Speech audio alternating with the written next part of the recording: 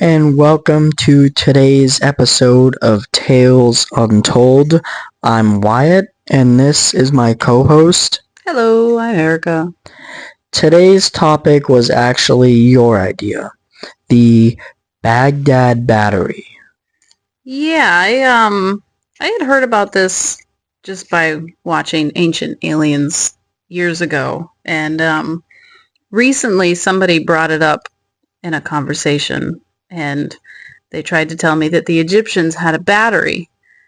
And well, my question for him was, what were they using it for? Did they were they using it for their tablets? Like, what would they need to collect electricity for? That is a very strange thing, but wasn't the Baghdad Battery originally in Iraq, I believe? Yeah, they found it out in Iraq, and he was very stumped when I asked him that question. And we're looking into it here. There's some very interesting ideas and concepts that this was meant to power light bulbs. But were those even invented back then? Well, that's what people are trying to say here. So this thing that we were looking at that looked like a flower and we thought was a snake. Yeah, like the Egyptian carving or whatever. Yeah, it's actually the inside of a light bulb. I'm not sure why they would start with a light bulb that size. Yeah, that is extremely large. I feel like that. So what was the bigger than me? What was the Baghdad battery actually used for? So a lot of actual archaeologists and scientists, they totally discredit this idea that it's an actual battery for holding electricity, and they believed it was actually to store sacred scrolls. And so they would take these iron rods and actually secure it to the floor with the iron rods, and then the inside was a bronze cavity where they would keep sacred scrolls and keep them safe, which makes far more sense than a light bulb bigger than me being powered by these batteries. Yeah, or even it actually being a battery. Well, I don't know why it's called that, but what would they need like a battery for? Like, I don't understand that. I don't either. It's maybe it's just these ancient alien theorists trying to find some traction in their arguments. Yeah, I have heard a few theories of how aliens could have helped build the pyramids, which some of them can be a little convincing at times, but there are a lot of strange carvings in ancient Egypt that don't really make sense. Like, we were just looking at one not too long ago. I get that the Egyptians probably were looking up to someone like a god or whatever, but the carvings and the manner was just weird. It was like a bird person, I think it was. Anubis? If that's what it's called. Well, there's several that have the head of a bird and the body of a man, or there's all sorts of things, or they have the body of a beast and the face of a man, like the Sphinx. All those kinds of things. I don't know if aliens were directly involved in our human history like a lot of people want to believe. I don't know if believing in aliens in that way makes them feel better. I don't like why couldn't we? Why couldn't humans that long ago build something that big? Like, do we really think so much of ourselves today that back then we weren't able to?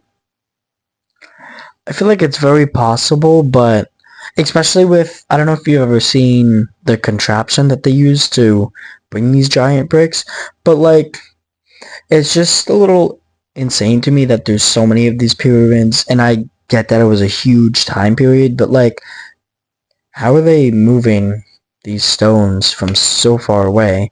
Like, I believe some of them were even up to 500 miles. I'm not entirely sure about that, Well, but the thing that I've thought about this, absolutely. So they have a lot more time on their hands than we do. So instead of, you know, going to Facebook, scrolling through YouTube for hours and hours, they looked to the sky. They did math for fun. They they read books because that was all that they had to do. They didn't have technology to distract them like we do. They don't have all of these things. They don't have the world at their fingertips like we do right now. So, and they had slaves. So they had an immense amount, especially these pharaohs, they had an immense amount of people at their fingertips, at their disposal, that they didn't care for, that they would use and abuse, and they would just find more. So they forced them to build these things and to trek these giant stones, granite, limestone, thousands of miles. They found a way. I guess that's true. But at the same time, I don't know. Like, I'm not saying I believe that it was aliens, but I'm just saying I feel like there was something helping them or giving them a blueprint. Like, who just wakes up one day, let's build a giant triangle pyramid thing right here? Like, what are pyramids even used for, actually? Like, what were they used for? They're just giant mausoleums. They were the product of the egos of pharaohs. And you got to remember too, these pharaohs were supposedly chosen by God themselves. Like they were that next step beside God. So whatever they did, whatever they wanted, is what they got. So, what if their god that supposedly chose the pharaohs were actually some form of aliens, but they didn't know? Because this was so long ago. And I don't even know if you could just say aliens, because like when you think of aliens, it's like The green and the gray. Yeah. So like maybe like extraterrestrial beings, like And that's where they got the made in God's image idea. yeah, like looking up to something.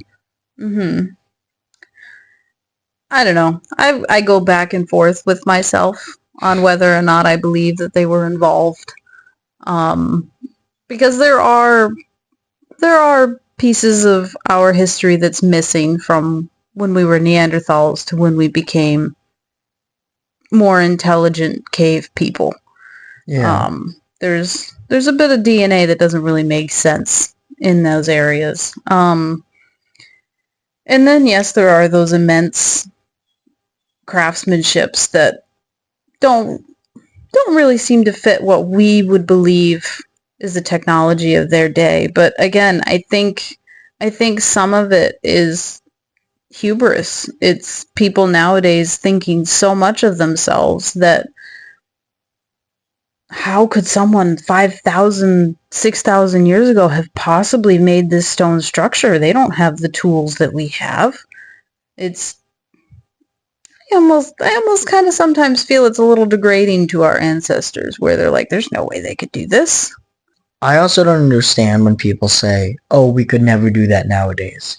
Have you seen like the skyscrapers we build, stuff like that? Like, yes, that's used with machines and stuff, but like that's just proving their point less. Yeah. We had machines. They had like they had a chisel. they had to invent the wheel. We already had it. We could absolutely build those pyramids. Probably if we really tried, no breaks, a lot of people on the job, probably even in one day. Like just one of them. Oh, I don't know about in one day. That's a lot of material. Yes. There'd be a lot of planning. But yes, we would certainly be able to do it, and probably in a fraction of the time that it took them, because I wonder if some of these people are also believing that these pyramids were built within a 20-year time frame. Like, no, these things took decades. They took a lifetime, or multiple lifetimes, because, you know, their lifespan was not the 90 years that it can potentially be today. But did it take that long? Like, is there anything proving that? I'm no archaeologist. Hold on, let me look. So it says 4,500 years ago, with over 2 million stones, it took 20 to 30 years to make. All right. So I guess I had it a little backwards. But still, I guess we'll have to edit a lot of that out.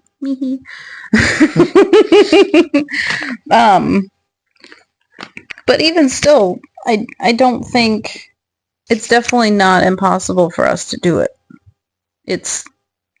We have no reason. Especially then and especially now. Like, we could easily do that then. Well, I wouldn't say easily. That took a good 20 years. But that also kind of disproves the theory of aliens in a way. Because, like, maybe they were and they were just telling them what to do. But at the same time, like, that's, like, human labor building those pyramids. Right, yeah. For 20 years. Multiple generations. Or, I wouldn't say multiple. I'd say, like, maybe one or two. I don't know how long they lived back then. Yeah, and for 20, 30 years to build this pyramid, you also had hundreds of people that were slaves. So they weren't well taken care of. I bet you there's no number on how many people dropped dead while working these things. Especially in the desert. Yeah, the hot desert. Screw that, man. No thanks. If they're slaves, I don't think they would be. Oh no, they wouldn't be treated the kindest. No. I mean, even in that Disney Moses movie, what the heck was it called? I have no idea. I don't remember. It was about Moses, and there were people getting whipped because they were dropping dead of exhaustion. They were, even in a Disney movie. Actually, while we're on the topic of pyramids, something I found out not too long ago was, I'm pretty sure it's called the Great Pyramid of Giza, is actually 8-sided. Yeah. So when you look at it from the top, you can actually see that there's the multiple sides, and I'm pretty sure it's only viewable like once or twice a year, because the sun has to hit it just right. But I thought that was insane that it's actually 8-sided.